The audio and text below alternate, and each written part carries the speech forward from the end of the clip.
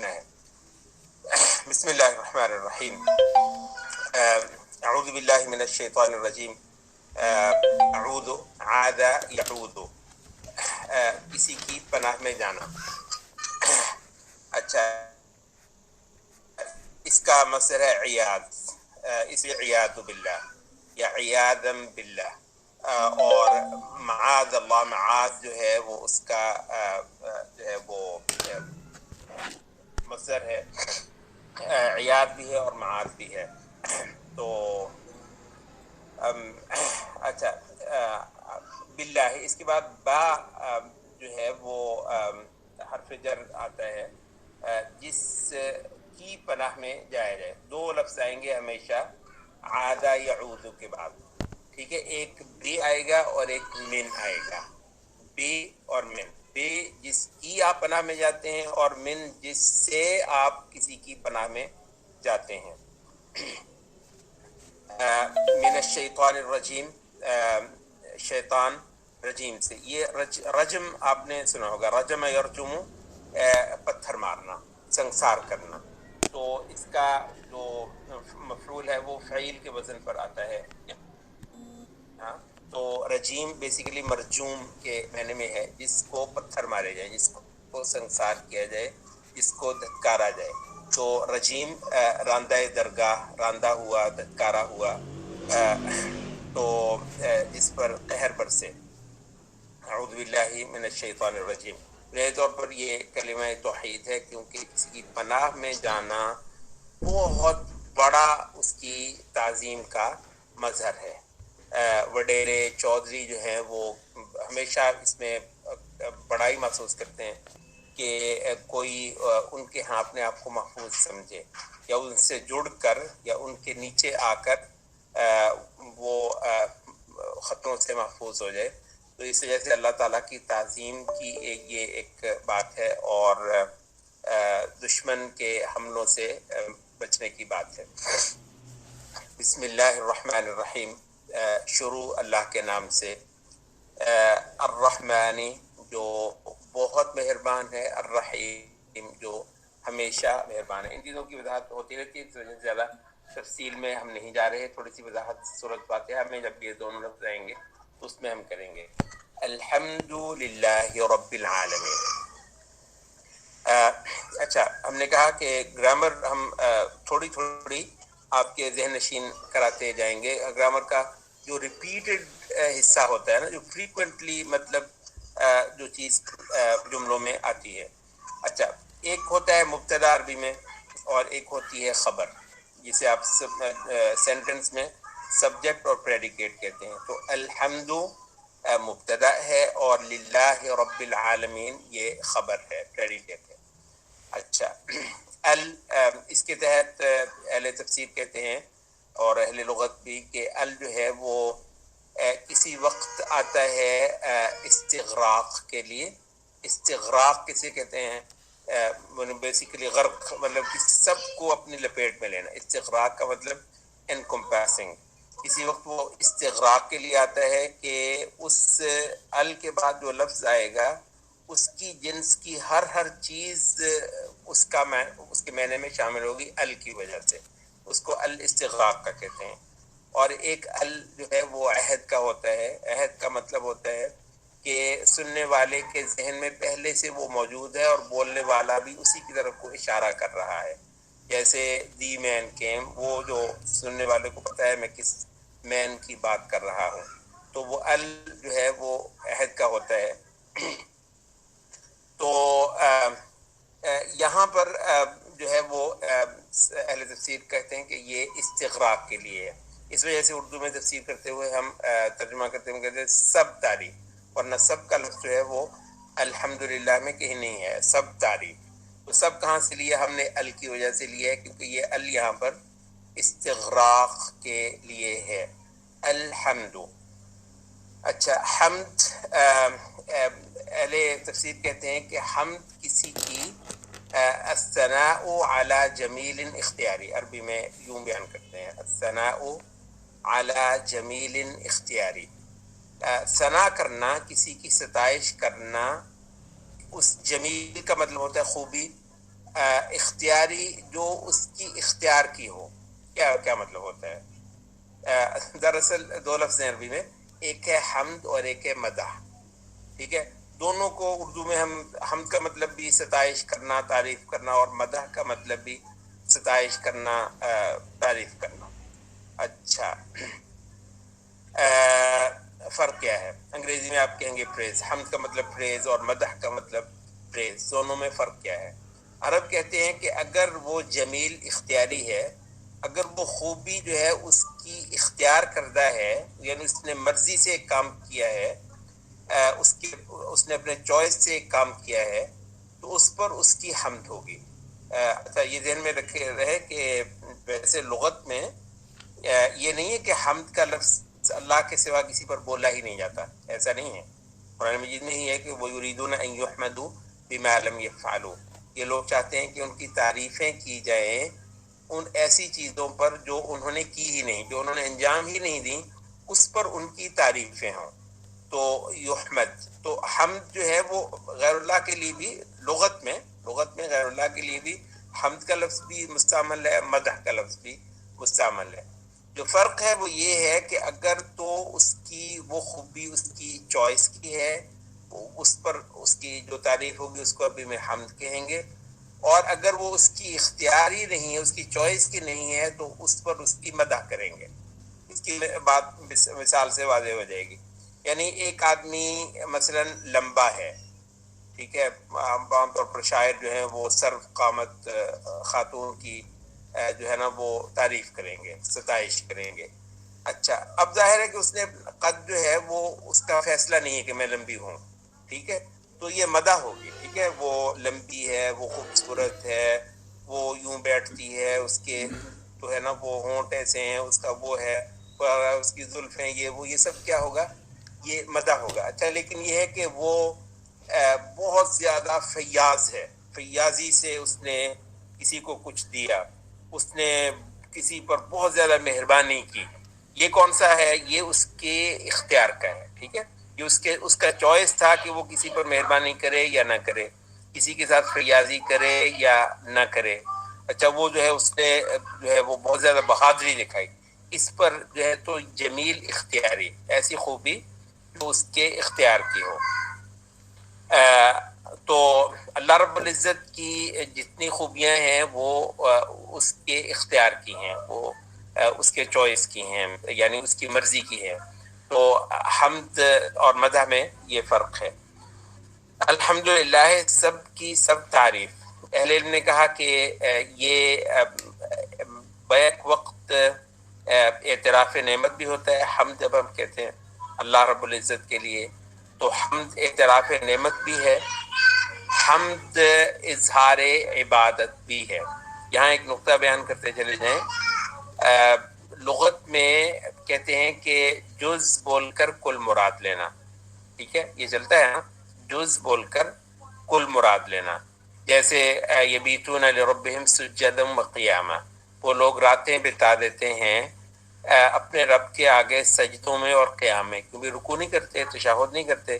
تو یہ ہے جز بول کر کل مراد لینا، اس کے کسی بڑے اہم حصے کو اس کے کل کی جگہ پر بول دینا. اچھا، تو حمد جو ہے وہ عبادت کا ایک جز ہے، عبادت کا ایک حصہ ہے، لیکن اس کا نہایت خوبصورت بلکہ پوری عبادت کی روح ہے حمد.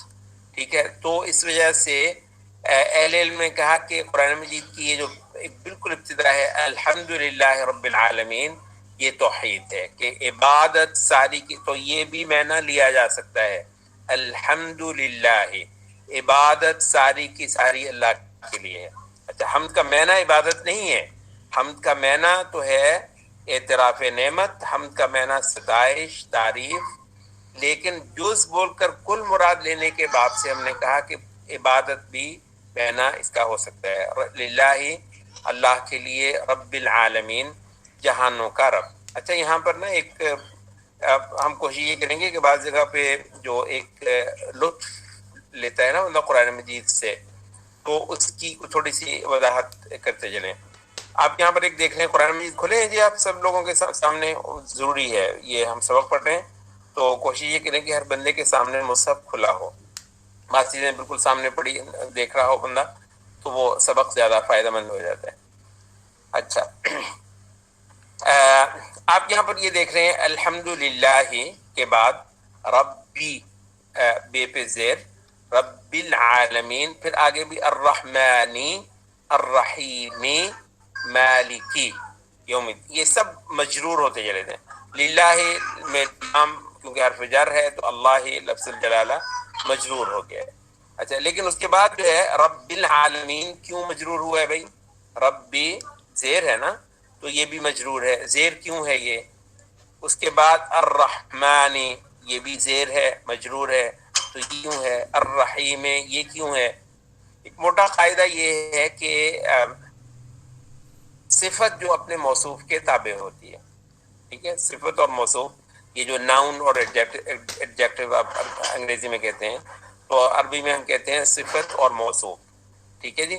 تو اللہ یہ موصوف ہے، اللہ لی اللہ موصوف ہے، اور ربی العالم رب العالمین یہ صفت ہے، اور پھر الرحمن اور ایک اور صفت ہے، الرحیم ایک اور صفت ہے، پھر مالکی یوم الدین ایک اور صفت ہے۔ تو صفات جتنی بھی آتی چلی جائیں گی وہ ساری کی ساری جو ہے وہ اپنے موصوف کے تابع ہی رہیں گی۔ اس میں جو لطف لینے کی بات ہے وہ کیا ہے؟ اچھا، یہ ویسے تو ہر زبان میں ہی ہے، آپ دیکھتے ہیں، لیکن یہ کہ عربی میں خاص طور پر زیادہ اس لیے ہے کہ عربی کی جو ہوتی ہے نا ترتیب جملے کی، اس میں موصوف پہلے آ جاتا ہے، صفت ایک یا اگر ایک سے زیادہ ہوں بعد میں آتی ہیں، ایڈجیکٹیوز بعد میں آتے ہیں، ان لائک انگلش اور اردو وغیرہ۔ اردو میں آپ کیا کہتے ہیں؟ اچھا آدمی، نیک آدمی، برا آدمی، تو برا، اچھا، نیک یہ ایڈجیکٹیو ہے، تو یہ پہلے آ گیا۔ جو اصل موصوف ہے یعنی جس کو ہم ڈسکرائب کر رہے ہیں وہ بیچارہ بعد میں آیا ہے۔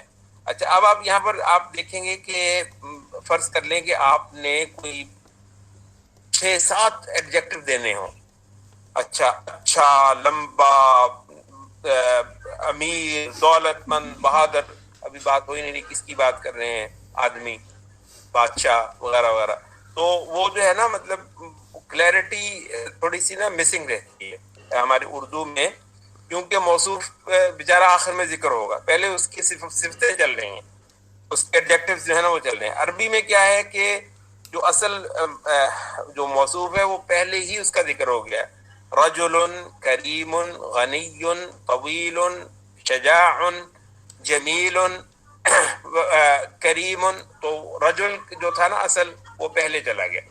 اچھا، یہاں جو بات ہے کہنے کی وہ یہ ہے کہ صفت جو ہوتی ہے نا وہ اس میں جب ایک سے زیادہ صفت آتی ہے تو ظاہر اس میں واو تو نہیں آتا، واو تو نہیں آتا، پھر وہ تو معطوف ہو جائے گا نا، معطوف اور چیز ہوتی ہے۔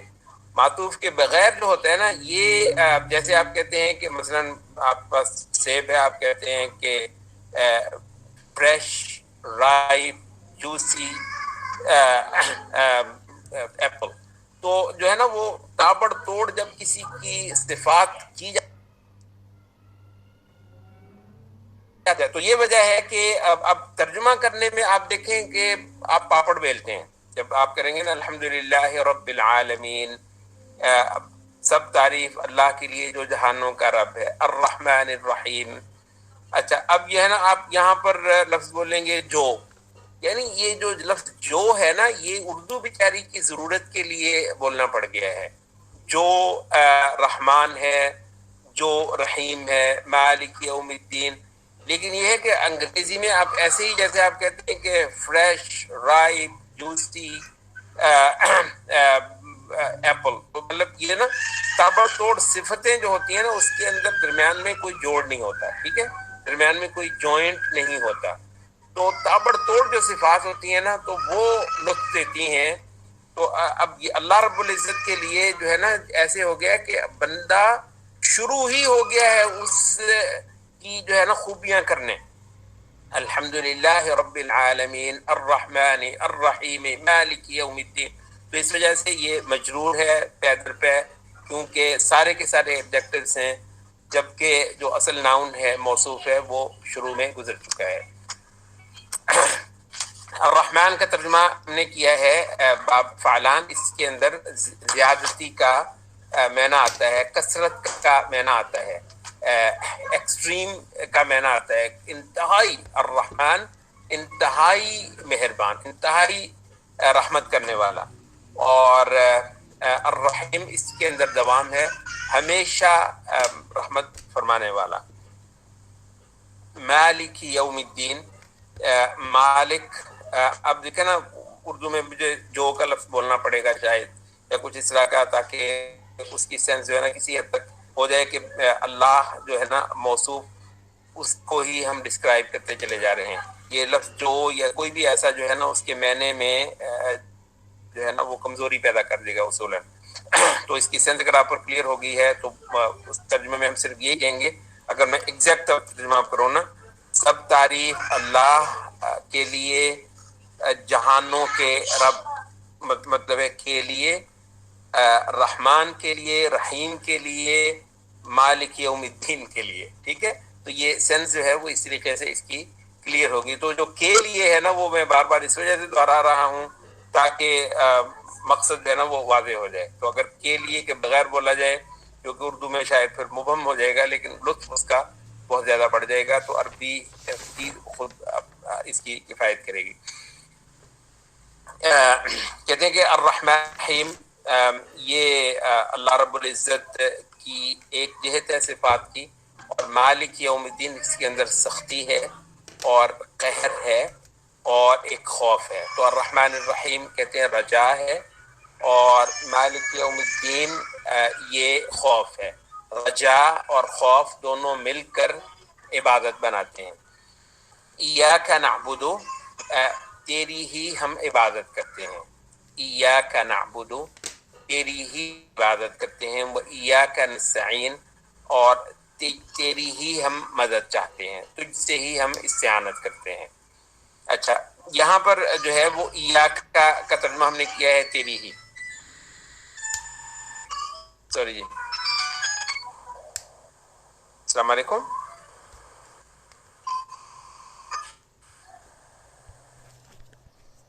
الحمدللہ. اچھا، ایک آن لائن سبق چل رہا ہے، میں بعد میں کر لوں آپ کو کال؟ میرا خیال ہے 10 بجے تک کے بعد کر لیتے ہیں ہم. جی جی جی، ٹھیک ہے، چلو. اچھا، لیکن یہ کہ اس کو ہم نے بہت بار واضح کیا ہے، اس پہ ہم ٹائم نہیں لگائیں گے. موٹی بات یہ ہے کہ جو جملے کی جو ترتیب ہے وہ اصولاً کیا ہوتی ہے؟ وہ ہوتی ہے نعبدک، تیری ہم تجھ کو پوچھتے ہیں، تیری عبادت کرتے ہیں. نستعینک، تجھ سے ہم استعانت چاہتے ہیں. اچھا، لیکن یہ کہ جب مفعول کو آپ مقدم کر دیں گے تو آپ نے ترتیب الٹ دی، جس سے آپ خاصیت خصوصیت کا معنی بنا لیں گے. ایاک نعبد، تیری ہی ہم عبادت کرتے ہیں. تو ہی جو ہے وہ کیوں آیا ہے؟ وہ اس وجہ سے کہ مفعول کو آپ نے فعل سے پہلے کر دیا ہے. نعبد سے پہلے ہی کا، جو کہ مفعول ہے، تو تجھ سے. اچھا، عربی میں جو پروناؤنز ہوتی ہیں، ضمائر ہوتی ہیں، وہ دو قسم کی ہوتی ہیں، ایک منفصل اور ایک متصل. منفصل جیسے ہوا، انت، انا. اچھا، جو سبجیکٹو حالت میں ہے وہ یہ ہے ہوا، انا، انت، انتم، نحن. اچھا، لیکن یہ ہے کہ ایک ہوتی ہے جو متصل ہوتی ہے، اور بالعموم یہ آبجیکٹو حالت میں آتی ہے. جیسے آپ کہتے ہیں کہ انا اعبدک، میں تیری عبادت کرتا ہوں. اب کا جو ہے نا یہ متصل ہے، یہ ضمیر متصل ہے، ساتھ جڑی ہوئی ہے. مراد یہ ہے کہ کا احبنی، وہ مجھ سے محبت کرتا ہے. ٹھیک ہے، انا احبہ، میں اس سے محبت. اب ہو جو ہے نا، ہو اکیلا، یہ عربی میں ضمیر متصل ہے، یہ اکیلی بیچاری کھڑی ہوتی ہی نہیں ہے، یہ ہو ہی نہیں سکتی. ہوا تو ہو سکتا ہے لیکن ہو، کا، نہ. تو یہ جو ہے نا اکیلے کھڑے نہیں ہوتے، تھوڑے بیچارے جملے میں آ نہیں سکتے. اچھا، اب ہم نے جب مقدم کیا تو کا تو آنا تھا، پہلے آنا تھا. اب کا پہلے کیسے آئے؟ تو متصل کو کھڑی کرنے کے لیے عرب ایا لگاتے ہیں. ٹھیک ہے، تو ایا کا تجھ سے ہی. تو آپ نے وہ ماشاءاللہ تھوڑی بہت عربی آپ لوگ آپ بولتے ہیں. آپ نے ایک چیز نوٹ کی ہوگی، آپ خاصی ماشاءاللہ عربوں کی تھوڑی سی جو ہے نا وہ اب آپ لوگ تھوڑی سی تقلید بھی کرنے لگ گئے ہیں. تو جزاک اللہ خیر، اس کے جواب میں آپ کہتے ہیں وہ ایا کا. کیوں کہتے ہیں وہ ایا کا؟ اس میں تو تیری ہی کا میں نہیں بولتے نا، ایا کا. اصل میں آپ کہنا چاہ رہے ہیں کہ اینڈ یو ٹو، جزاکا تجھ کو جزا دے اللہ، جزاکا اللہ ہو، اللہ تجھ کو جزا دے اللہ. اچھا، آپ نے کہا تجھ کو بھی دے. اب تجھ کو بھی دے، اس میں آپ نے فعل کو آپ نے گرا دیا کیونکہ وہ انڈرسٹوڈ ہے، تجھ کو بھی. ٹھیک ہے، تجھ کو بھی. تو جزا کا لفظ جو ہے نا اب آپ نے نہیں بولا، اور فاعل جو ہے اللہ وہ بھی آپ نے نہیں بولا. صرف آپ نے جو آبجیکٹو پروناؤن تھے نا ضمیر تو، تجھ کو بھی، وہ بولا ہے. اچھا، وہ کتنا ہے وہ عربی میں؟ وہ تو اتنا چھوٹا، وہ تو ہے صرف کا. تو کا تو نہیں آپ بولیں گے، تو اس وجہ سے آپ نے وَإِيَّاكَ کہا. واو کا مطلب اور، ایاکا تجھ کو بھی. تو مراد یہ ہے کہ یہاں ایا کا معنی ہی ہمیشہ نہیں ہوتا ہے. ایا صرف ایک کام کرتا ہے، وہ یہ ہے کہ ضمیر کو کھڑی کر دیتا ہے. ضمیر متصل کو جو کہ اکیلی کھڑی ہو نہیں سکتی، اس کو وہ کھڑی کر دیتا ہے. ٹھیک ہے، تو باقی ایا کا معنی میں کوئی ہی وغیرہ کا کوئی چیز ایسا ضروری نہیں ہے. ٹھیک ہے جی. تو ایاک نعبد، تیری ہی ہم عبادت کرتے ہیں. ہی معنی ہم نے کہاں سے نکالا؟ ہی کا معنی ہم نے نکالا مفعول کو مقدم کرنے کی وجہ سے. مفعول کون سا ہے؟ کا. اللہ تجھ کو ہی ہم پوجتے ہیں، تجھ کو ہی ہم ورشپ کرتے ہیں. تو کا پہلے آ گیا، نعبد بعد میں آیا. اس سے حصر کا ہی، تیری ہی کا معنی بن گیا. وَإِيَّاكَ نَسْتَعِينُ ایگزیکٹلی وہی ہو گیا ہے کہ نستعینوں کا تھا، وہ کا پہلے آ گیا. ایا ہم نے صرف اس کو کھڑا کرنے کے لیے لگایا تو نستعین ہو گیا. وَإِيَّاكَ نَسْتَعِينُ، اور تجھ سے ہی ہم استعانت چاہتے ہیں. اہدنا، اہد، ہدا یہدی، اس کا جو فعل امر ہے وہ اہدی. نا یہ ضمیر ہے ہمیں، یہ آبجیکٹو حالت ہے نحنو کی. نحنو سبجیکٹو حالت ہے ضمیر کی ہم، اور نا اس، جیسے نحنو وی نا اس.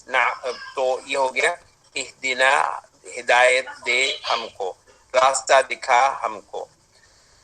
اہل علم کا ہے کہ ہدایت دو قسم کی ہوتی ہے، ایک ہدایت ارشاد اور ایک ہدایت توفیق. ٹھیک ہے، ہدایت ارشاد ابو جہل کو بھی حاصل تھی، فرعون کو بھی حاصل تھی، لیکن ہدایت ارشاد کے ساتھ ہدایت توفیق جو ہے وہ ابو بکر کو حاصل تھی، وہ عمر کو حاصل تھی رضی اللہ عنہم. تو دو ہدایت کا مطلب اردو میں دکھانا، یہ پورا ترجمہ نہیں ہے. راہ دکھانا بھی ہے اور راہ چلانا بھی ہے. تو راہ دکھا، راہ چلا ہم کو، الصراط راستے کی، المستقیم سیدھا. تو الصراط موصوف ہے، المستقیم یہ اس کی صفت ہے، ایڈجیکٹو ہے. اس وجہ سے کیونکہ صراط منصوب ہے یعنی آخر میں زبر ہے، تو مستقیم کیونکہ اس کا ایڈجیکٹو ہے تو وہ صفت ہمیشہ موصوف کے تابع ہوتی ہے، تو اس کو بھی منصوب ہی ہونا تھا. اہدنا الصراط المستقیم. صراط الذین، اب یہ صراط کی وضاحت ہے. تو راستہ ان لوگوں کا، انعمت جن پر کہ تو نے انعام کیا، علیہم جن پر. غیر المغضوب، یہ آگے اس کی مزید وضاحت ہے. نہ راستہ ان لوگوں کا، یہ صراط الذین میں صراط مضاف ہے اور الذین مضاف الیہ ہے. صراط الذین، یہ مضاف الیہ، جن جو لوگ ابھی سے واقف نہیں ہیں، یہ انگریزی میں جس کو آف کہتے ہیں نا، اردو میں کا کے کی کہتے ہیں، تو اس کا معنی دینے کے لیے جو ہے وہ اضافت ہم عربی میں استعمال کرتے ہیں. ٹھیک ہے جی. تو صراط الذین، صراط مضاف، الذین مضاف الیہ، اس کے بعد سارا پھر جو ہے وہ اس کے ساتھ ہے. تو غیر المغضوب، یہ غیر کے پر زیر کیوں ہے؟ کیونکہ یہ الذین ہی کو جو ہے نا وہ ڈسکرائب کرتا ہے، ان لوگوں کا، غیر المغضوب جن پر غضب ہوا، المغضوب علیہم جن پر غضب کیا گیا، بلا اور نہ وہ الضالین جو بھٹکے ہوئے ہیں، گمراہ ہیں۔ حدیث میں ہے کہ مغضوب علیہم، حدیث ابن حاتم کی حدیث میں کہ نبی صلی اللہ علیہ وسلم نے فرمایا مغضوب علیہم یہود ہیں، الضالین یہ نصارہ ہیں۔ اہل علم نے کہا کہ یہ جو علم رکھتے ہوئے عمل نہ کرے تو وہ مغضوب علیہ کے ساتھ ملحق ہے، اور جو علم ہی نہ رکھتا ہو اور نری عقیدت کے ساتھ عبادت کرنا چاہتا ہو تو وہ ضالین کے ساتھ ملحق ہے۔ یہ بالعموم یہ کہتے ہیں کہ یہود جو ہیں وہ علم رکھتے تھے اور عمل نہیں کرتے تھے، جبکہ نصارہ جو ہیں وہ عمل میں بہت تھے، خاص طور پر ان میں سے جو رہبانیت کی طرف گئے، اور رہبانیت ان کے ہاں سٹینڈرڈ تھا، تو عمل میں تو وہ حد کرتے تھے لیکن بغیر علم کے۔ اچھا، یہ تو بالعموم کہا ہی جاتا ہے تفاسیر میں، لیکن ایک چیز جو ہے وہ ذکر کر دیں، وہ میں بار بار ایک بات کہا کرتا ہوں، وہ یہ ہے کہ ہمارا جو ہے نا وہ بر صغیر کا، کیونکہ وہ عمل بیسڈ ہے بنیادی طور پر، ایک جو نریٹو ہے، تو اس وجہ سے یہ نا جب ہم کہتے ہیں نا کہ یہود جو ہے وہ علم رکھتے ہوئے عمل نہیں کرتے تھے، جبکہ نصارہ جو ہیں وہ علم کے بغیر عمل کرتے تھے، تو لگتا ہی ہوں کہ عمل سے مراد یہ ہے کہ جی وہ مثلا یہ کہ بعض فرائض کا ترک کرنا نہیں، عمل میں سب سے بڑھ کر یہاں کیا اشارہ ہے بلا غیر المغضوب علیہم؟ وہ یہ ہے کہ نبی صلی اللہ علیہ وسلم کی اتباع نہ کرنے والے، نبی صلی اللہ، تو عمل سے مراد ہے اصل میں عبادت، اللہ کی اصولی عبادت میں آنا، وقت کے رسالت کو قبول کرنا، تو یہ دراصل عمل ہے۔ اور یہاں جو ریفرنس ہے نا وہ ایسی چیزیں ہیں، عمل سے مراد یہاں پر وہ کھانے میں، پینے میں، پہننے میں وغیرہ وغیرہ، وہ شادی بیاہ کے مسئلوں میں، زنا بدکاری سے بچنے کے مسئلوں میں، یہ ریفرنس یہاں پر نہیں ہے بنیادی طور پر مینلی، بلکہ مینلی جو ریفرنس ہے وہ کیا ہے؟ عمل سے مراد ہے توحید، اللہ کی عبادت میں اخلاص پیدا کرنا، وقت کے رسول کی اتباع اختیار کرنا، اور حق کے آگے سرنگوں ہونا۔